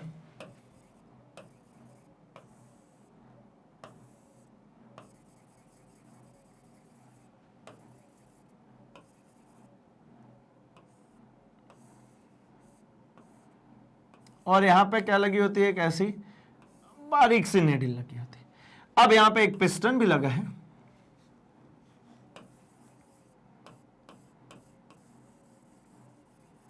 ना, ये पिस्टन टाइप यहां पे लगा हुआ है। अब इसके अंदर भर देते हैं दवाई, तो भैया गुलाबी गुलाबी सी दवाई हो गई, इसके अंदर दवाई भरी हुई। अब क्या हो रहा है, हमसे ये कह रहे हैं कि अब ऐसा करके अंगूठे से ऐसे दबाते हैं, ऐसे अंगूठे से, तो जब हम अंगूठे से इसको दबाएंगे तो यहां पर हम क्या करेंगे, दाब लगाते हैं। दाब के कारण यहां पर यहां से क्या होनी है, तो यहां से दवाई बाहर निकलनी है ना, यहां से वेन के अंदर जानी है दवाई, ये दवाई जो है ये हमारे निडल से बाहर निकलनी। अब ये दाब से ज्यादा, मतलब अब डॉक्टर ऐसा करके ऐसे अंगूठे से ऐसे दबा रहा है, तो इस दाब से ज्यादा जो नियंत्रण है प्रवाह का, किसका, बही प्रवाह, मतलब ये जो दवाई निडल से बाहर निकलनी है उसके प्रवाह का जो नियंत्रण है, ये मेरे दाब से ज्यादा कौन करता है भैया, ये नली, क्योंकि नली बहुत बारीक होती है, लंबी भी होती है बारीक भी होती है, उसके कारण वहां पे ज्यादा तरीके से उसको कंट्रोल किया जाता है, उसके बहिस्राव वेग को। तो देखिए अविरतता के सिद्धांत से समान दाब आरोपित किए जाने पर भी सुई बारीक होने पर अनुप्रस्थ का क्षेत्रफल बहुत कम होता है ना, सुई बहुत बारीक होती है, बहिप्रवाही धारा का प्रवाह वेग बढ़ जाता है, अतः बहिप्रवाह वेग सुई के आकार से अधिक नियंत्रित होती है। मतलब जो हमारा यहां पे, यहां देखिए यहां से जो निकल करके जा रहा होगा यहां का a1 v1, और ये निडल जो बारीक सी छेद होती है वहां a2 v2 की अगर आप बात करेंगे तो आपको क्या दिखता है, यहां पे एरिया ज्यादा है, वेलोसिटी कम होगी, धीरे धीरे दवाई जाती हुई दिखती है, लेकिन यहां पहुंचते से इसका एरिया कम हो जाता है तो वेलोसिटी क्या हो जाती है, बढ़ जाती है, बहुत तीव्र गति से हमारे वेन्स के अंदर जाती है, नसों के अंदर बहुत तीव्र गति से। अब बहुत तीव्र गति से नहीं जाएगी तो भैया दिक्कत होगी ना, सूजने लगेगा ना भाई, ब्लड प्रेशर जो है जिसके कारण ब्लड हमारी नसों में बह रहा है उसके वेलोसिटी को मैच करनी पड़ती है ना भैया। तो ये अंगूठे से तो बहुत झटके से ऐसे सुई नहीं दी जा सकती कि उतनी वेलोसिटी में अंगूठे से दबा करके यहां से प्राप्त कर लूं, हिल डुल गया तो फालतू कहीं का कहीं और चला जाएगा, तो बड़े प्यार से देना होता है, बड़े धीरे धीरे आराम आराम से देना होता है। लेकिन वहां पे जब निडल से निकलेगी दवाई तो तेज निकलनी चाहिए, तो इसीलिए उस निडल की जो बारीक छिद्र होती है उसका एरिया ऑफ क्रॉस सेक्शन कम होता है, वेलोसिटी बढ़ जाती है, वेग बढ़ जाती है। क्लियर हो गई बात? ठीक है, चलिए अगले सवाल पे आते हैं, डी पर, है ना। फोर्थ में ही चल रहे हैं भैया, कारण स्पष्ट करने में ही चल रहे हैं। क्या कह रहे हैं? किसी पात्र के बारीक छिद्र से निकलने वाला तरल उस पर पीछे की ओर प्रणोद आरोपित करना है। मतलब अगर किसी बारीक छेद से तरल को नीचे निकाला जाए तो वो अपोजिट डायरेक्शन में फोर्स लगाता है। ऐसा क्यों? तो देखिए, जब कोई तरल किसी पात्र में बने बारीक छिद्र से बाहर आता है तो अविरतता के सिद्धांत से वह उच्च बहिस्त्राव वेग प्राप्त कर लेता है। क्या हो रहा है भाई कि कोई तरल है, पात्र में बने बारीक छिद्र से बाहर निकल रहा है, तो अविरतता का सिद्धांत जो हमें A1V1 = A2V2 पढ़ रहे हैं, इसके अकॉर्डिंगली उच्च बहिस्त्राव वेग पकड़ लेता है, बहुत तेजी से बहना शुरू कर देता है। बाह्य बल की अनुपस्थिति में, कोई बाह्य बल नहीं हो, पात्र प्लस तरल का संवेग हमेशा संरक्षित रहता है। जो बाह्य बल नहीं लगाएंगे तो पात्र पर कोई बाह्य बल की अनुपस्थिति में पात्र और तरल का संवेग हमेशा संरक्षित रहता है। अतः पात्र विपरीत दिशा में संवेग प्राप्त कर लेता है। अब आगे तो जा नहीं सकता, तो विपरीत दिशा में संवेग प्राप्त कर लेता है। अतः बाहर निकलता हुआ द्रव पात्र के विपरीत दिशा में प्रणोद उत्पन्न करता है। मतलब द्रव इधर से बाहर तेजी से निकल रहा है तो ये इसको क्या कह सकते हैं, जो पात्र है उसको पीछे की तरफ धकेलने का भी काम करेगा। ठीक है ना, क्या करेगा? उसको धकेलने का भी काम करने लगता है। ठीक है, चलिए तो अब क्या करें भाई, अब बढ़ते हैं हम अपने अगले क्वेश्चन की तरफ। ठीक, तो देखते हैं हमारा नेक्स्ट क्वेश्चन। अगला क्वेश्चन कह रहे हैं कि कोई प्रचक्रमान क्रिकेट की गेंद, ठीक है ना, कैसी? एक क्रिकेट की गेंद वायु में परवलयीय प्रपथ का अनुसरण नहीं करती। क्या कह रहे हैं इसका मतलब पता है? थोड़ी शुद्ध हिंदी है भाई, थोड़ा ध्यान से देखो। स्पिन कर, स्विंग करती हुई बॉल की बात हो रही है। जो स्विंग करती हुई बॉल ऐसी घूमती हुई जाती है उसकी बात कर रहे हैं, स्पिन करती हुई बॉल की बात कर रहे हैं। तो देखिए उसको है ना प्रचक्रमान क्रिकेट की गेंद। अरे भैया बड़ा खतरनाक है। खैर, घूमती हुई गेंद अपने साथ वायु को खींचती है। अब गेंद अगर घूमेगी तो वेलोसिटी ज्यादा होने के कारण वहां पर एक लो प्रेशर एरिया क्रिएट होगा और उसके कारण वेग ज्यादा होगा तो दाब कम होगा। दाब कम होने के कारण वो क्या होती है भाई, तो गेंद अपने एक अलग ही डायरेक्शन में, जिधर साइड से एयर प्रेशर ज्यादा होगा उसकी डायरेक्शन में चलना शुरू कर देती है। इसीलिए उसका पथ परवलयाकार नहीं होता।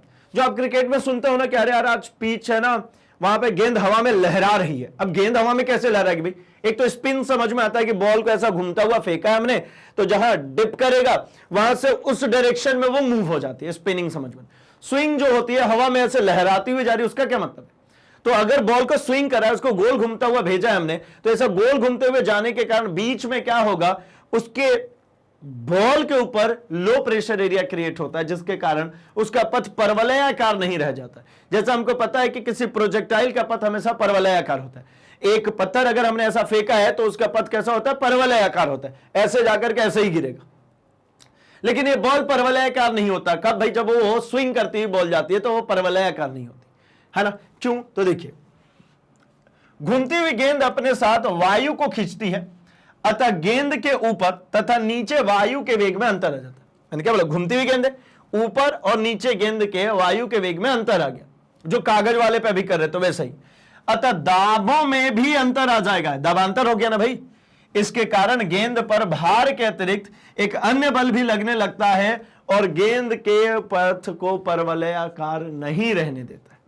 गेंद का पथ जो होता है अब वो परवलयाकार नहीं बच पाता है इसके कारण। ठीक है, चलिए आगे बढ़ते हैं, क्वेश्चन नंबर 5 में आते हैं और फिर हम चलिए अब यहां से हम इन न्यूमेरिकल प्रॉब्लम्स को सॉल्व करना स्टार्ट करते हैं। तो यहां पे सबसे पहले हमारे पास क्वेश्चन गिवन है कि ऊंची एड़ी के जूते पहने 50 केजी संगति की कोई बालिका अपने शरीर को 1 सेंटीमीटर व्यास की एक ही वृत्ताकार एड़ी पर संतुलित किए। ठीक है, क्षैतिज फर्श पर एड़ी द्वारा आरोपित दाब ज्ञात कीजिए। अच्छा, तो ये कुछ कंडीशंस आपको समझ में आ रही है भाई कि 50 केजी वेट है और एक पैर उठा लिया, एक पैर पे ही खड़े हैं, है ना। और क्या है भैया, तो उसकी जो ऊंची एड़ी की जो जूते हैं, जो हील है अल्टीमेटली, उसकी रेडियस जो है वो है 1/2 सेंटीमीटर, क्योंकि डायमीटर यहां पर क्या बने। ठीक है ना, तो हमें इसके लिए क्वेश्चन को सॉल्व करना है। तो देखिए जो भी वैल्यूज गिवन होती है उनको हम सिंपली रख लेते हैं। क्या क्या गिवन है, तो हमें यहां पर गिवन है कि वेट जो उसका है, मास जो उसका है, मास गिवन है, वेट गिवन है, संगति, हाँ वेट के लिए गिवन है, ठीक है। वेट इसका जो गिवन है, भार जो इसका गिवन है वो 50 केजी संगति या 50 केजी भार है। इसका मतलब क्या होता है भाई कि हमें यहां पर वेट निकालने के लिए 50, है ना, ये किसकी वैल्यू हो जाती है अल्टीमेटली, ये हमारा m है, मास गिवन है ये 50 केजी। तो वेट जो होता है वो कितना होता है भैया, वो होता है m इंटू जी। m की वैल्यू 50 गिवन है तो 50, g की वैल्यू कितनी, तो 9.8, ठीक है। क्या कर लूं, 9.8, अब गुणा कर दीजिए भाई, तो 8 पंजे 40, एक जीरो एक और जीरो, है ना, 8 पंजे 40, 4 और 9 पचे 45 और 4 49, मतलब जो वेट आएगा इसका वो आएगा 490 न्यूटन, ठीक है। इसके अलावा कह रहे हैं कि वो पूरे शरीर को 1 सेंटीमीटर की व्यास, तो इसको भी स्टैंडर्ड में कन्वर्ट करते हैं, जरा देखिए, हमें ट्वाइस ऑफ आर गिवन है 1 सेंटीमीटर, तो मुझे पता है आर कितना हो जाएगा 1/2 सेंटीमीटर, या और अगर मैं कहूं तो आर को आप लिख सकते हैं 0.5 इंटू 10⁻² मीटर, क्योंकि अब ये 10⁻², क्योंकि ये सेंटीमीटर में गिवन था, मैंने उसको मीटर में कन्वर्ट कर लिया। अच्छा, अब इसके बाद हमें क्या काम करना है भाई, तो कह रहे कि आरोप पे दाब ज्ञात कीजिए। अब दाब का फॉर्मूला क्या होता है भाई, P = F अपॉन में A, फोर्स अपॉन में एरिया। अब इस फोर्स की जगह पे यहां पर वेट है और एरिया जो होगा वो हो जाएगा हमारा πr²।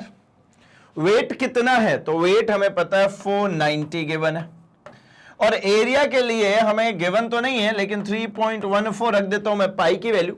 आर की जगह पे मैं लिखता हूं ये 0.5 इंटू 10⁻² का स्क्वायर, ठीक है।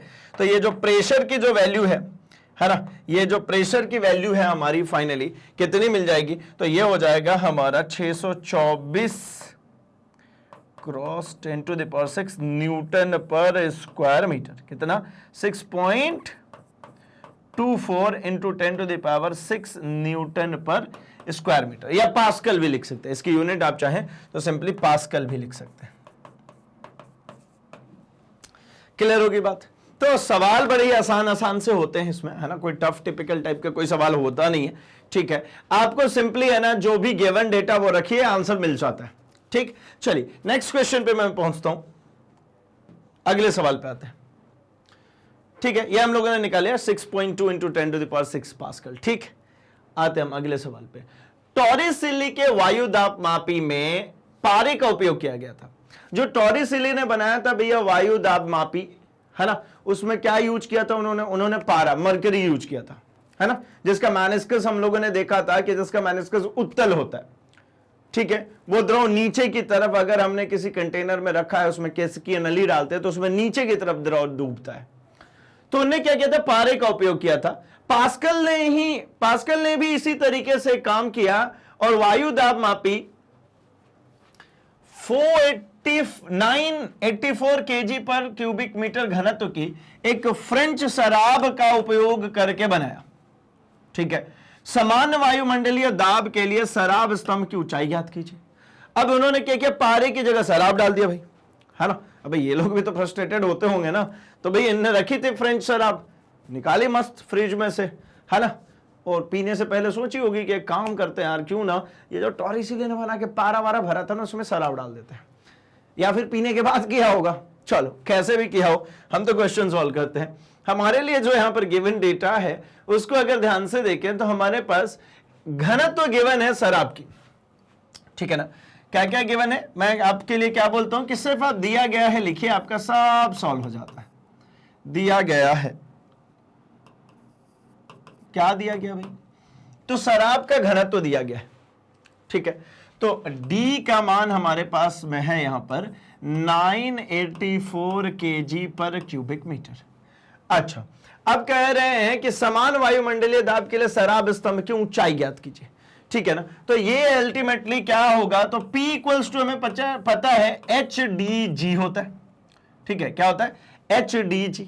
इसी D को हम समटाइम्स किससे डिनोट करते हैं, रो से भी डिनोट करते हैं, ये अल्टीमेटली क्या है भाई, तो ये हमारा घनत्व है ना, ये क्या हमारा घनत्व है। हमसे h की बात कर रहे हैं, तो h इक्वल्स टू क्या लिखेंगे आप, तो आप कहेंगे p अपॉन में रो जी। अब यहां पर रो की वैल्यू तो दी है ना, g की वैल्यू है ना p की, तो इन दोनों की वैल्यूज के लिए देखिए p और g हमें पता है 9.8 मीटर पर सेकेंड स्क्वायर होता है, ये बात हमें बहुत अच्छे से क्लियर है। एंड वायुमंडलीय दाब की जब हम बात करते हैं तो 1.013 इंटू 10⁵ पास्कल, ये हमारा क्या होता है भाई, ये हमारा वायुमंडलीय दाब होता है। अगर हम इन सभी वैल्यूज को ले जाकर के इसके अंदर रख दें तो हमारा काम हो जाएगा। क्या बनेगा भाई, तो H इक्वल्स टू P की जगह पे हमें रखना है 1.013 इंटू 10⁵ अपॉन रो की जगह पे हमारे पास में वैल्यू इन्होंने दी थी 984 इंटू जी की वैल्यू हमने रख दी 9.8। ठीक है, क्या रख दी, g की वैल्यू हमने रख दी 9.8। तो फाइनली जो हमें h की वैल्यू मिल जाएगी वो मिलती है 10.5 मीटर। कितनी, 10.5 मीटर। तो मतलब ये जो हमारा पारा जो था है ना, उसके कंपैरिजन में यहां पर इस स्तंभ की ऊंचाई जो होगी वो कितनी होगी, 10.5 मीटर। अगर पारे में भरते थे, मतलब टॉरिसिली वायु दाब मापी में पारा भरते थे, तो उसकी जो ऊंचाई होती थी वो अलग है, और यहां पर हमारी इसकी ऊंचाई अलग आएगी। किसके लिए बात करी है, तो एक वायुमंडलीय दाब के लिए हमने बात करी। समान वायुमंडलीय दाब का मतलब एक वायुमंडलीय दाब के लिए। ठीक, चलिए, इसमें भी कोई दिक्कत परेशानी आई होप नहीं होगी। लेट्स सी, इसका मॉडल आंसर देख लेते हैं। तो भैया यही है 10.5 मीटर, चलेगा। चलिए आगे बढ़ते हैं हम जरा अगले सवाल पे, क्वेश्चन नंबर 7 पे। क्वेश्चन नंबर 7 में देखिए क्या कह रहे हैं कि समुद्र तट से दूर कोई ऊर्ध्वाधर संरचना 10⁹ पास्कल के अधिकतम प्रतिबल को सहन करने के लिए बनाई गई है।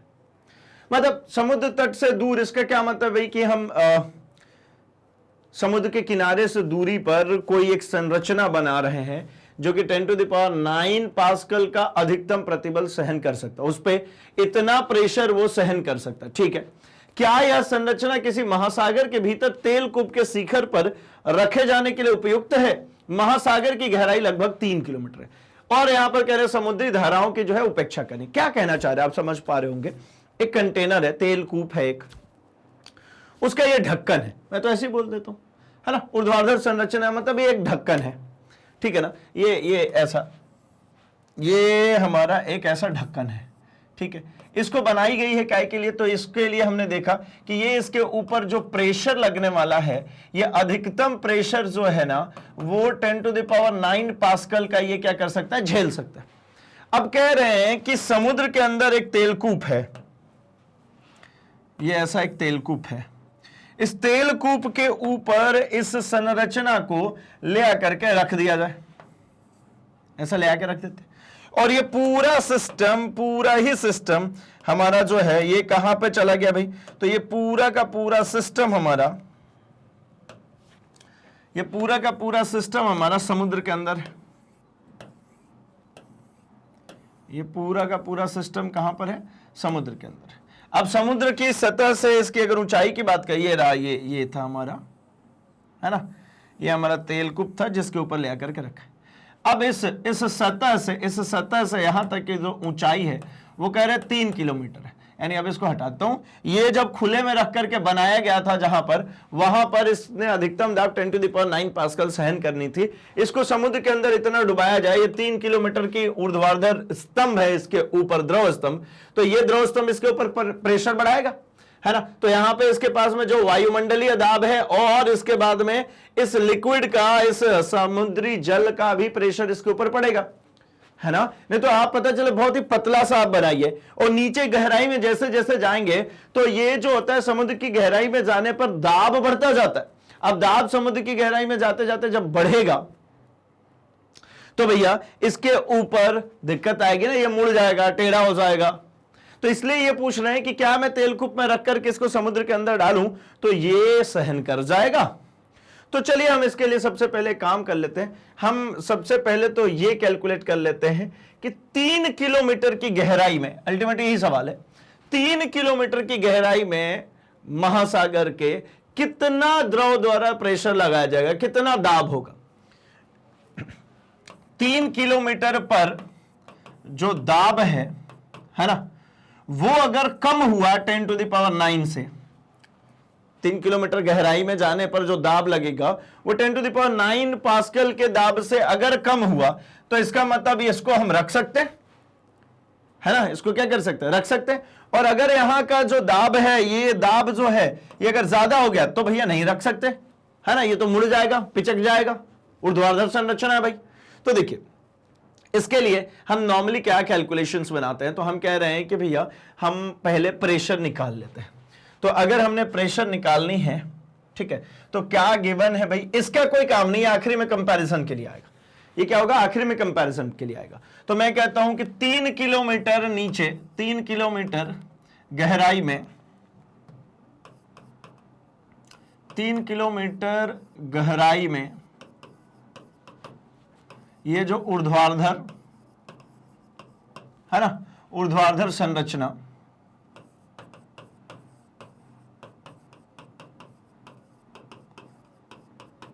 लगने वाला दाब, यही कैलकुलेट करना है। कैसे, तो भैया P इक्वल्स टू क्या होता है, HdG, है ना, क्या होता है, P इक्वल्स टू HdG। अब यहां पर कुछ कुछ मान गिवन है, क्या क्या गिवन है, तो हमारे पास यहां पर मान में जो गिवन है वो गिवन है H की वैल्यू यहां पर गिवन है 3 किलोमीटर। तो इसको अगर फर्दर लिखेंगे तो 3000 मीटर, या 3 × 10⁻³ लिख सकते हैं। इसके अलावा D की बात यहां पर है नहीं, लेकिन 10⁻³ kg पर क्यूबिक मीटर होता है भैया जल का घनत्व, ठीक है। अगर यहां पर कुछ गिवन तो है नहीं, तो हम इसी को यूज कर लेते हैं। और G का मान जो है वो क्या है, 9.8 मीटर/सेकंड²। चलेगी इतनी सी बात, ठीक है, इतनी सी कहानी चलेगी भाई। आइए तो अब हम इसके लिए कैलकुलेशंस बनाना शुरू करते हैं कि भैया कितने दाब होते जाएंगे, ठीक है। तो देखिए हम लोगों ने ये कंडीशंस क्या कर ली, हम लोगों ने ये कंडीशंस हमारी मार्क कर ली, ठीक। अब क्या करें भाई, तो अब हम उठा करके इन सभी वैल्यूज को रख देते हैं। तो रखिए यहां पर P equals to HdG, H की वैल्यू कितनी है 3000, है ना, D की वैल्यू कितनी है 10⁻³ और G की वैल्यू कितनी है 9.8। इसको फर्दर लिखना चाहेंगे तो इसको 3 लिख लीजिए, इंटू 10⁻³ इंटू 10⁻³ इंटू 9.8। अगर मैं 9.8 को 3 टाइम्स करूं तो 8 के 24, है ना, 2 और 9 27 और 2 29, एक डेसिमल यहां पर लग जाएगा और 10 की पावर 3 और 3 कितना हो जाएगा 6, ठीक है। तो ये हो गया 29.6, ठीक है। अगर मैं फर्दर और भी लिखूं तो ये P इक्वल्स टू कितना लिख लेंगे 2.9, ठीक है ना, कितना कर लूं मैं 2.94 इंटू 10⁻7 पास्कल। ये इसके ऊपर प्रेशर होगा किसका, दाब, ये होगा जल का। लेकिन इसमें मुझे एक और काम करना पड़ेगा। क्या काम करना पड़ेगा भाई, तो ये जो है ना, ये जो पूरा प्रेशर जो इसके ऊपर लग रहा है, ये प्रेशर अधिकतम प्रतिबल जो 10⁹ पास्कल था उससे कम है। ये तो बोला था ना, ये जो P है ये अगर देखेंगे तो 10⁹ पास्कल, मैंने जो ये कूप के ऊपर ऐसी संरचना रखने के लिए जो बनाई थी, ये अधिकतम कितना प्रेशर सहन कर सकता था, तो ये 10⁹ पास्कल का प्रेशर सहन कर सकता था। और इस पे 3 किलोमीटर गहराई पर सिर्फ 2.94 इंटू 10⁻7 पास्कल ही लग रहा है प्रेशर, तो ऑब्वियसली ये तो सहन कर जाएगा, कोई दिक्कत नहीं आएगी इसको, है ना, ठीक है। तो चलिए यहां पर हमें इसका आंसर इजीली मिल गया, ठीक है। आगे बढ़ते भाई, फिर अपने अगले सवाल की तरफ बढ़ते। किसी द्रव चालित ऑटोमोबाइल लिफ्ट की संरचना अधिकतम 3000 kg संगति की कारों को उठाने के लिए की गई है, ठीक है। बोझ उठाने वाले पिस्टन का अनुप्रस्थ काट का क्षेत्रफल गिवन है। तो यहां पर हमसे पूछ रहे हैं कि छोटे पिस्टन, है ना, छोटे पिस्टन को कितना अधिकतम दाब सहन करना पड़ेगा, ठीक है। 2 पिस्टन्स, हमें यह बहुत अच्छे से पता है, इस तरीके से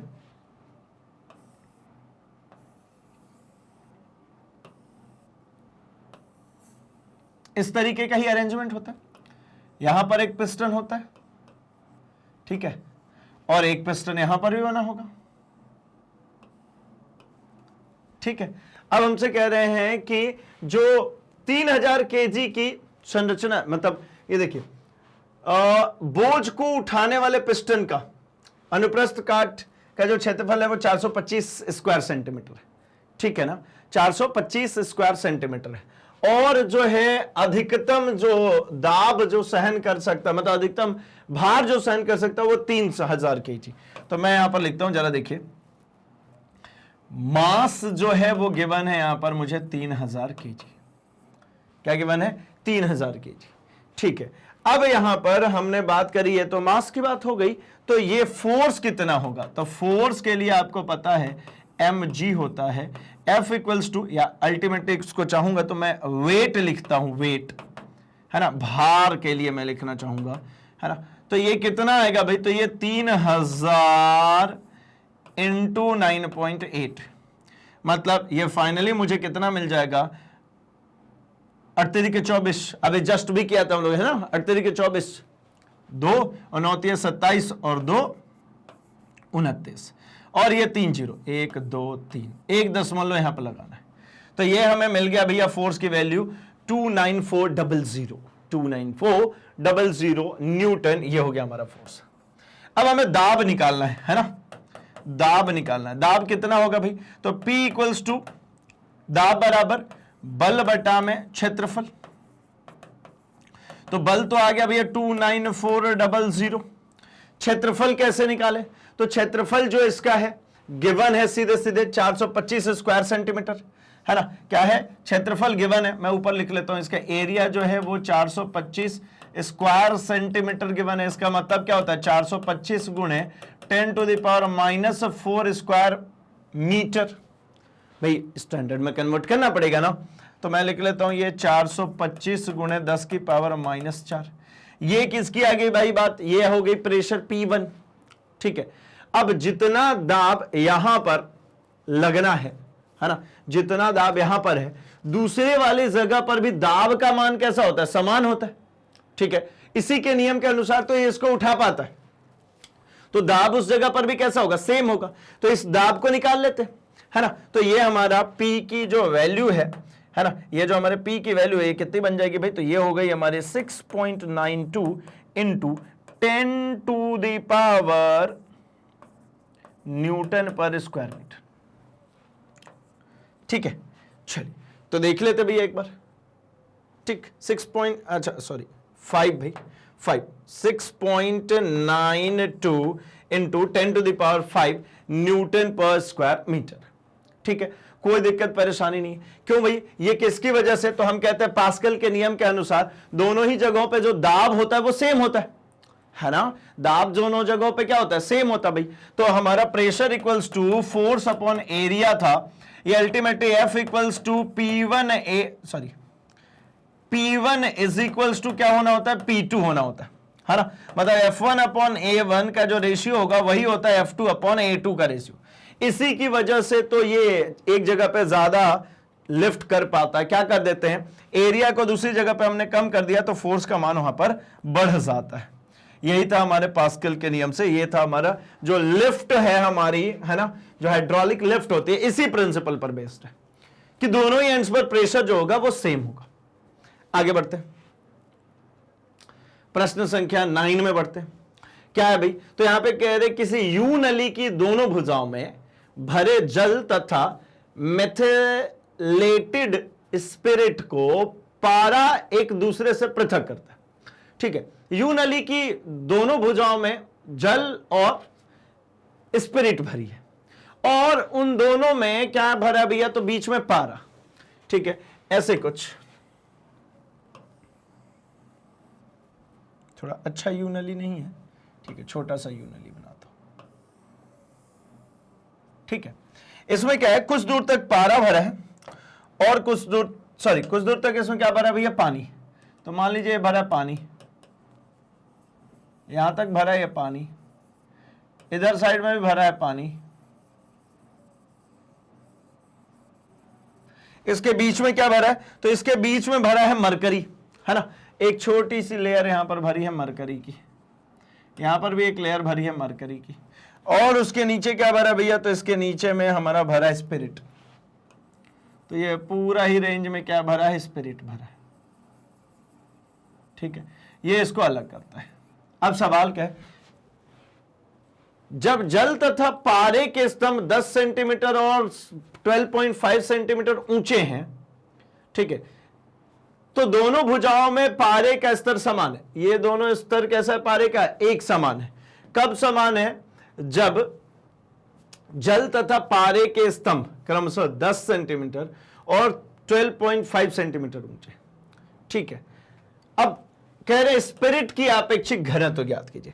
अब इसमें हमको क्या ज्ञात करना है भाई? स्पिरिट जो है उसका रिलेटिव डेंसिटी फाइंड आउट करनी है। तो रिलेटिव डेंसिटी फाइंड आउट करने के लिए हमें क्या करना पड़ेगा? हम तो सिंपली ये कह रहे हैं कि भाई दोनों साइड्स में, है ना, तो पहले तो देखिए यू नली की एक भुजा में जल स्तंभ के लिए, एक भुजा में कहां पे? जब H1 कितना है भाई? 10 सेंटीमीटर पे, तो ρ1 की वैल्यू भी हम लिख लेते हैं 1 ग्राम पर क्यूबिक सेंटीमीटर। किस में भैया? तो इसको भी हमने कन्वर्ट कर लिया हमारे सीजीएस यूनिट में, ठीक है ना। जोरी नहीं है ना, एमकेएस में ही सॉल्व कर, सीजीएस में भी सॉल्व कर सकते हैं। तो ये हमारा हो गया ρ1, मतलब घनत्व जो हो गया हमारा कितना हो गया? वो हो गया 1 ग्राम पर क्यूबिक सेंटीमीटर। किसके लिए? जल के लिए। इसी तरीके से दूसरे भुजा में अगर हम कहते हैं तो H2 कितना है भाई? 12.5 सेंटीमीटर। और हमसे क्या मांग रहे हैं? हमसे मांग रहे हैं ρ2 की वैल्यू बता दीजिए, उसका घनत्व बता दीजिए भाई। तो इसके लिए सीधा सिंपल सा फॉर्म है हमारा क्या? तो हमारा सीधा सिंपली फॉर्म ये कहता है कि ये होता है भैया हमारा H1 ρ1g which is equals to H2 ρ2g, ठीक है ना। क्या होता है? ये कह रहे हैं दोनों भुजाओं में पारे का तल समान आता है, इस तल पर भुजाओं के स्तंभ के दाब भी समान होंगे, ठीक है। प्रेशर दोनों ही जगहों पे कैसा होगा? सेम होगा। ये यहां पर P1 बराबर होगा हमारे किसके? P2 के। तो H1 ρ1g H2 ρ2g के बराबर होगा। तो ये g से g तो उड़ा देता हूं, मतलब अल्टीमेटली क्या मिल जाता मुझे? H1 ρ1 is equals to H2 ρ2। अब भैया मुझसे ρ2 मांगा जा रहा था, तो ये तो हमारा H1 ρ1 अपॉन में H2। अब ये सब कुछ गिवन है। क्या H1 की वैल्यू हमारे पास में गिवन है कितनी? तो H1 की वैल्यू गिवन थी हमारे पास में 10। ρ1 की वैल्यू कितनी लिखूंगा? मैं लिख लेता हूं 1 था, है ना, 1 ग्राम पर क्यूबिक सेंटीमीटर, है ना। और ध्यान रखेंगे ये हमारा सीजीएस यूनिट में आएगा। और H2 जो है वो कितना था? तो ये था हमारा 12.5। तो फाइनली ये कितना आ गया? 0.8। ρ2 कितना आ गया? 0.8, है ना। होगा क्या यूनिट? तो ये होगा ग्राम पर क्यूबिक सेंटीमीटर, ठीक है। इसका घनत्व तो किसमें लिखेंगे? ग्राम पर क्यूबिक सेंटीमीटर। क्यों लिखेंगे भैया? क्योंकि यही इसका स्टैंडर्ड यूनिट होगा, ठीक है। ये तो हमारा मिल गया ρ2। अब हमसे पूछा है आपेक्षिक घनत्व बताइए। तो आपेक्षिक घनत्व भी कैसा होगा? सेम ही होना है। कारण क्या है? आपेक्षिक घनत्व में हम क्या लिखते हैं? ये देखिए आपेक्षिक घनत्व का जो फॉर्म लिखा है इसमें क्या लिखते हैं? हम लिखते हैं ना कि द्रव का घनत्व, जिस भी द्रव के लिए आप मेजर करने वाले हैं, बटा में किसका भाई? तो जल का घनत्व, द्रव का घनत्व बटा में जल का घनत्व। अब द्रव का घनत्व और जल के घनत्व से डिवाइड कर देंगे तो आपको इसकी रिलेटिव डेंसिटी मिल जाती है, ठीक है। तो यहां पर बड़े ही आसानी से हमें क्या करना होगा? तो द्रव का जो घनत्व है ये हमारा कितना है भाई? जो भी द्रव हमने अभी इस्तेमाल किया है तो इसका हम लोगों ने निकाला 0.8। और ये कितना है? और ये कितना है भाई हमारा पहले से? ये हमारा पास 1 है। डिवाइड करेंगे क्या मिलेगा? 0.8, ठीक है। तो आई होप कि आपको इसकी बात समझ में आ गई है, इसमें कोई दिक्कत वाली बात नहीं है, ठीक है। चलिए तो आगे बढ़ लिया जाए। 10th नंबर पे आते हैं। 10वें प्रश्न में क्या कह रहे हैं? यहां पे कह रहे हैं यदि प्रश्न 9.9 मतलब इसके पूर्व वाला जो प्रश्न है कि समस्या में यू नली की दो भुजाओं में इन्हीं दोनों द्रवों को उड़ेल कर दोनों द्रवों के स्तंभ की ऊंचाई 15 सेंटीमीटर और बढ़ा दी जाए। पहले वाले की भी हाइट 15 सेंटीमीटर बढ़ानी है, दूसरे वाले की हाइट 15 सेंटीमीटर बढ़ानी, दोनों की हाइट 15-15 सेंटीमीटर और बढ़ानी है। कौन सा द्रव भाई? तो जिसमें दोनों द्रवों को, मतलब क्या क्या था हमारा? पारा था, सॉरी जल था और स्पिरिट थी। जल को और स्पिरिट को दोनों में इतना जल डाला कि वो 15 सेंटीमीटर बढ़ जाए, है ना। 15 सेंटीमीटर और बढ़ा दिया तो 10 पहले था और 15 अभी हो गया, मतलब अभी कितना हो गया? 25 सेंटीमीटर हो गया भैया हमारा H1। और 12.5 पहले था और 12.5 पहले था, 12.5 था ना आई थिंक, ठीक है चेक कर लेते एक बार। हमारे पास, हाँ 12.5 था और इसमें 15 और बढ़ा दिया, है ना। तो ये कितना हो जाएगा भाई, ये हो जाएगा हमारा 15, 10, 25, 2, 27.5 सेंटीमीटर। ये हमारा H2 आ चुका है, ठीक है।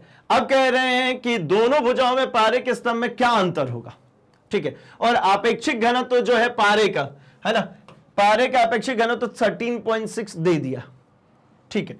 तो हमें करना क्या होगा, हमें बहुत ही आसानी से, देखिए जो नया जो मिलने वाला है हमें, है ना, वो मिलेगा कैसे, तो H रो जी हमारे H1 रो 1 जी माइनस H2 रो 2 जी से मिलना है ना, जहां पर मुझे ये H की बात करनी है, ठीक है।